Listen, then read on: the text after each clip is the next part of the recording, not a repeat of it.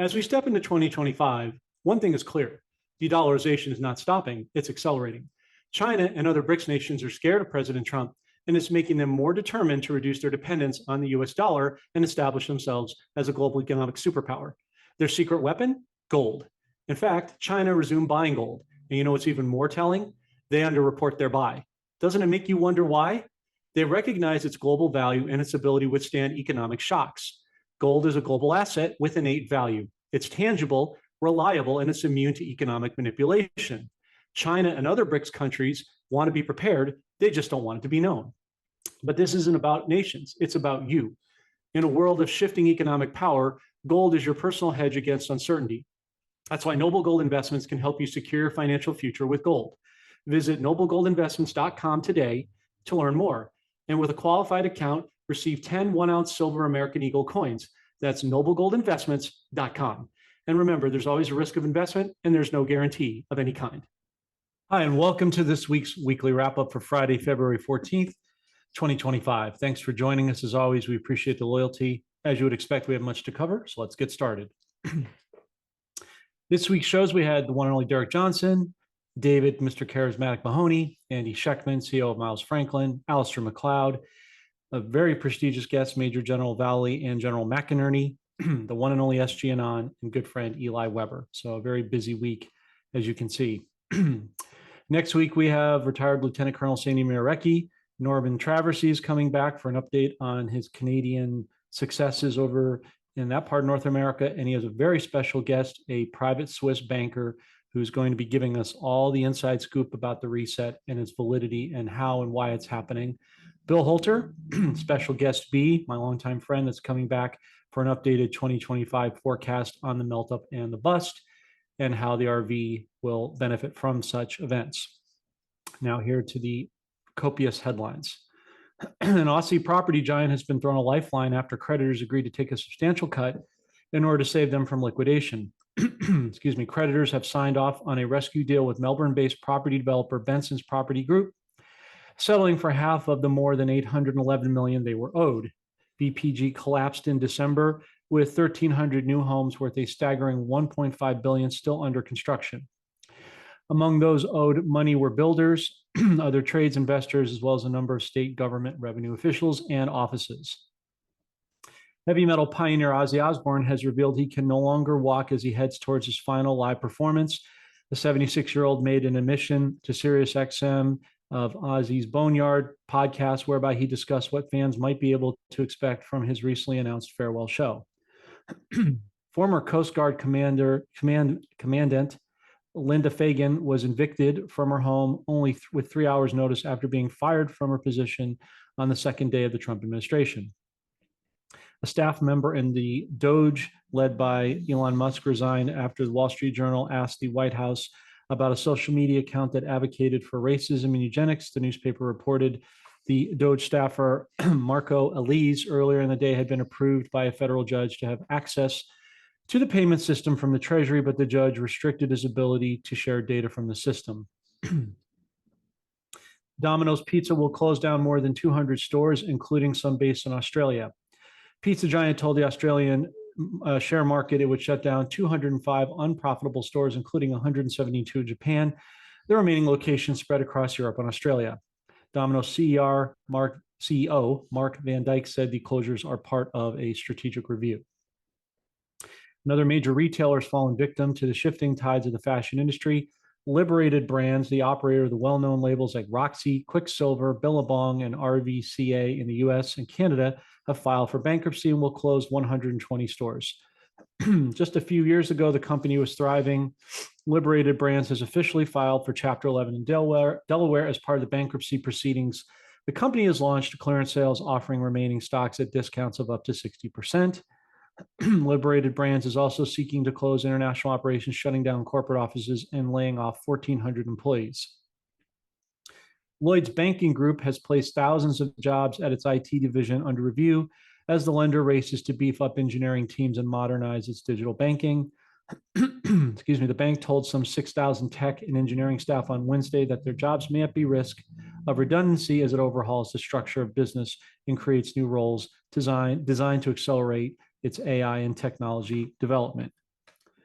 Ford Motor Company stock is down 22% the past year, and the automaker's outlook is concerning. It's time to replace CEO Jim Farley. The difference between GM and Ford tells the entire story. Ford has a warranty problem, which has caused it to write off hundreds of millions of dollars in the past year, including its EV business, which had invested tens of billions of dollars, did not work because it could not figure out what it cost to build, how to price the vehicles correctly. President Trump's pick for U.S. ambassador to Costa Rica is the wife of a billionaire businessman, generous Trump donor, vice president of an oil company, and a donut shop owner. I am pleased to announce that Melinda Hildebrand will serve as the next U.S. state ambassador to Costa Rica, President Trump said in his True Social post on Thursday. Their oil and gas company, Hillcore Ventures, is also one of the largest privately held oil companies in the country. The couple opened up their donut shop in 2013. Quote, I felt like I wanted to provide the neighborhood with donuts, Melinda said at the time of the shop's opening. It's as simple as that. There was a need, we provided a service. White House Press Secretary Caroline Leavitt pointed to poor proficiency statistics in schools to justify President Trump's plan to dismantle the DOE by citing a study that was funded by the department he wants to eliminate. Leavitt made the comments that on the North Lawn of the White House amid a government-wide staff purge on Thursday, deadline for 2 million employees to decide whether to take retirement or have them leave in September altogether. A more specialized retail sector, car wash claims, had some bankruptcy filings recently, but Chapter 11 filings for such businesses have been rare. Fuller's Car Wash, which operates 18 car wash sites in the Chicago area, filed for Chapter 11 on January 29th, facing a wrongful death and negligence lawsuit related to the death of a 14-year-old outside one of its locations in July of 2023.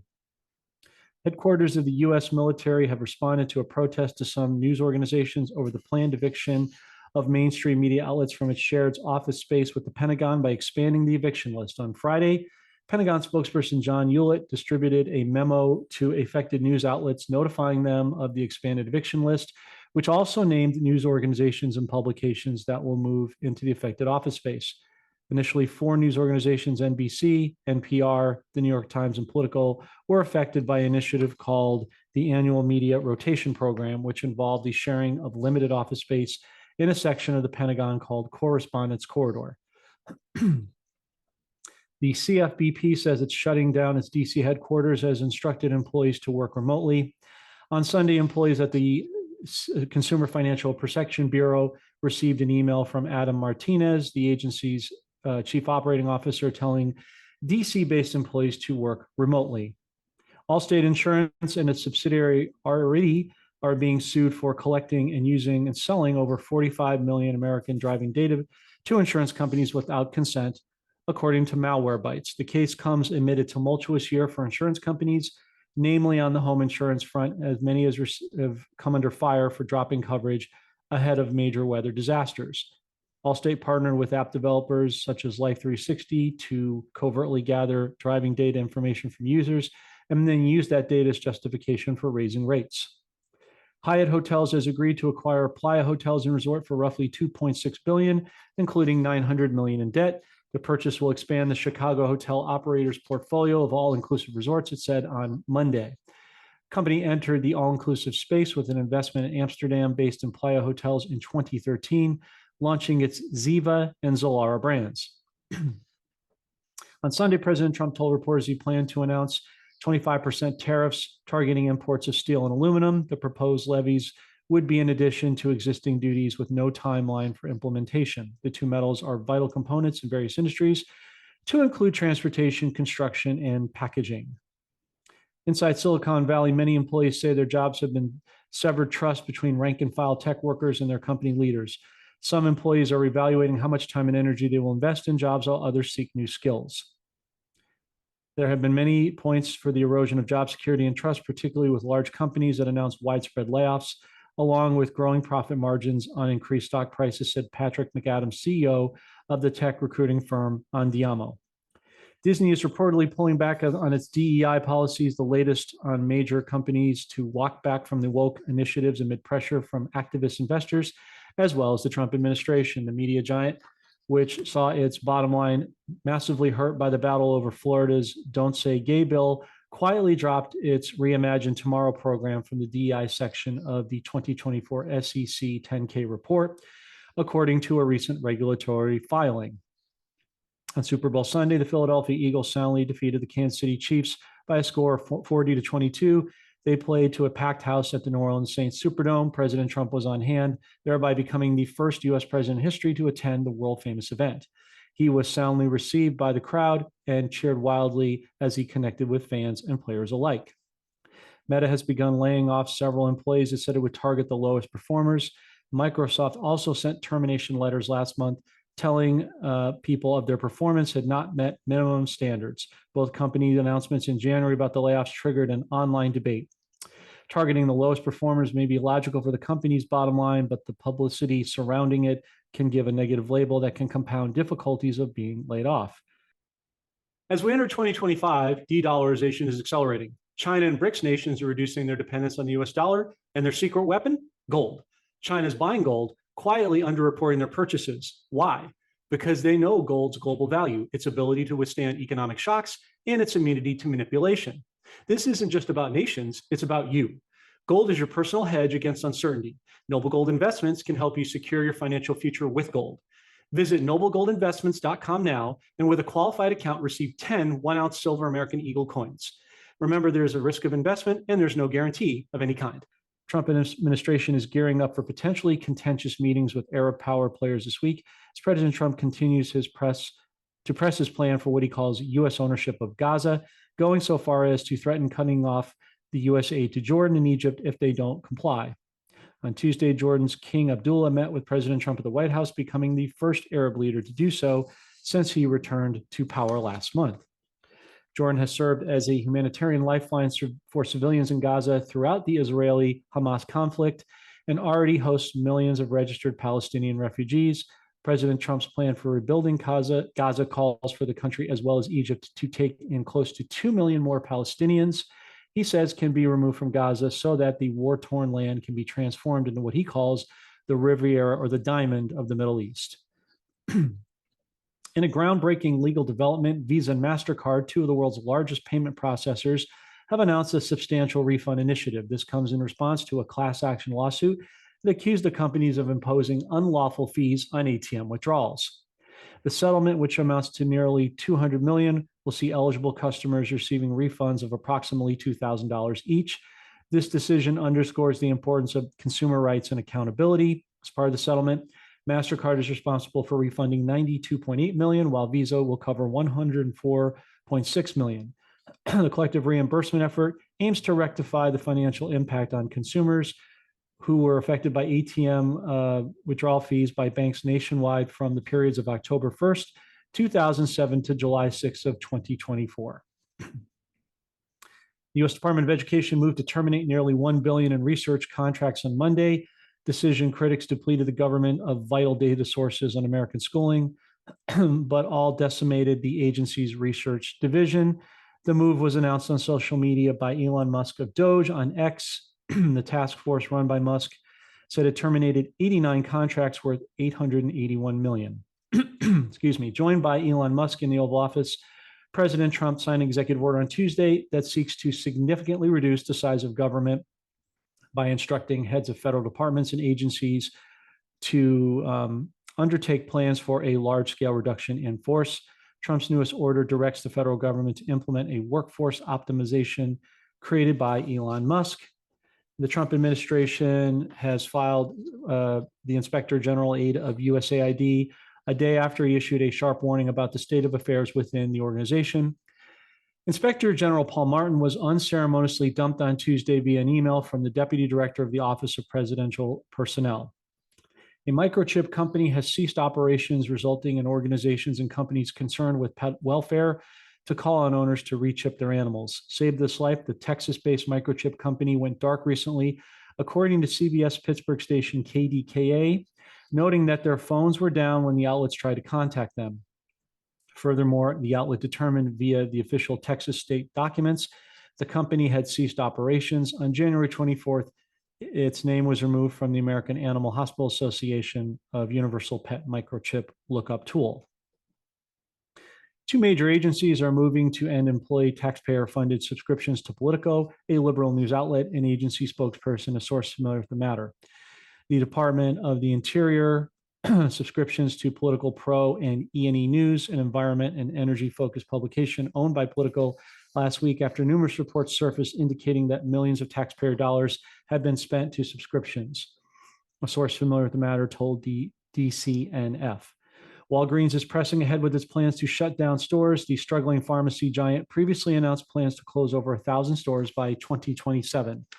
The largest scale back doomed 5 locations in California. Store managers in Whittier, LA, Orange, Placentia, and Stanton received notice that their stores will permanently shutter. All 5 stores will close at the end of March. Walgreens hopes to transfer 93 impacted employees to nearby locations.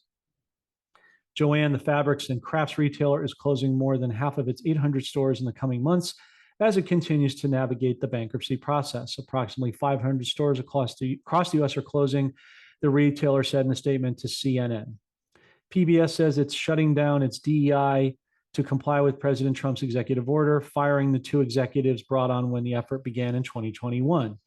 The move eliminating the jobs held by Cecilia Loving and her associate Gina Lowe come as public television and radio girds for a fight over federal funding.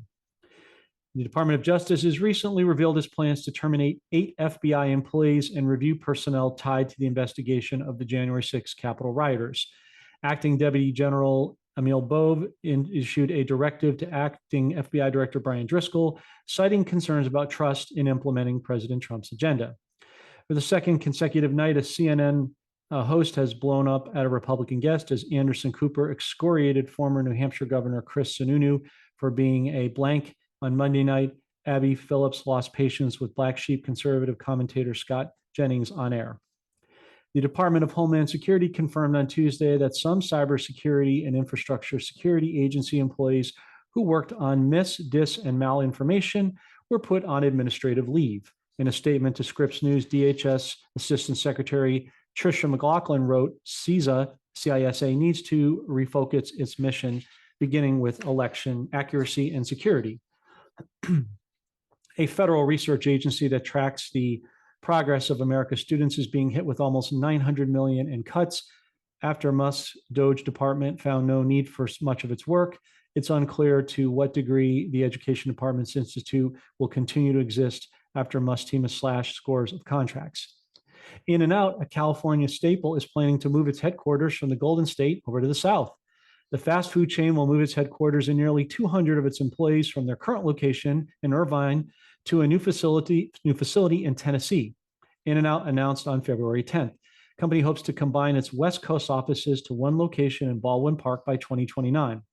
The first ever In-N-Out restaurant was established in Baldwin Park in 1948. The first In-N-Out location outside of California was introduced in Las Vegas in 1992. The company has said that they plan to expand to more locations outside of California, but is not yet clear when they plan on doing so. FEMA mismanaged almost $10 billion during the COVID pandemic, a government audit is revealed. The shocking report uncovered that $1.5 billion was spent on one state's medical staff, plus $8.1 billion on questionable costs, and further $38.2 million on improper payments. This comes after President Trump dramatically fired FEMA's CEO Mary Comans after it was revealed to the agency paid an eye-watering $59 million to luxury hotels in New York City to house illegal immigrants. Managers at JP Morgan Chase started to notify its employees of job cuts last week, people familiar with the matter said, as part of a series of layoffs the bank plans to make throughout 2025. Some employees in the U.S. were notified of layoffs on February 5th, according to the people who requested anonymity to discuss the matter. In February, fewer than 1,000 employees were going to be laid off, and it was unclear how many employees the firm plans to cut this year. The firm had some 317,000 employees as of December. Last month, Meta, which owns popular social media platforms such as Facebook and Instagram, sent a stern warning to employees it was planning to cut roughly 3,600 jobs. This equates to about 5% of the company's overall workforce. In the internal memo sent to employees, Meta CEO Mark Zuckerberg said that the job cuts would be based on performance, and the company will be hiring new employees this year to replace those who were laid off. Energy giant Chevron will let go of up to a fifth of its more than 45,000 employees, the company confirmed in a statement Wednesday to Forbes, becoming the latest American giant corporation to announce a significant reduction to its headcount. Chevron will reduce its employee workforce by 15 to 20%, according to a statement from the company's vice chairman, Mark Nelson, provided to a company spokesperson, Reuters reported. The company had 45,511 employees as of October 2023. According to Chevron's most recent proxy statement, meaning the layoffs will impact roughly 6,830 all the way to 9,100 jobs. Doge website, doge.gov, has now gone live, which provides detailed information about the organization's work. Visitors to the page are greeted with a message atop the page that reads, "The people voted for major reform." A statement also declares in doge.com, an official website from the US government. Of course, the organization is held by owner of X, Elon Musk.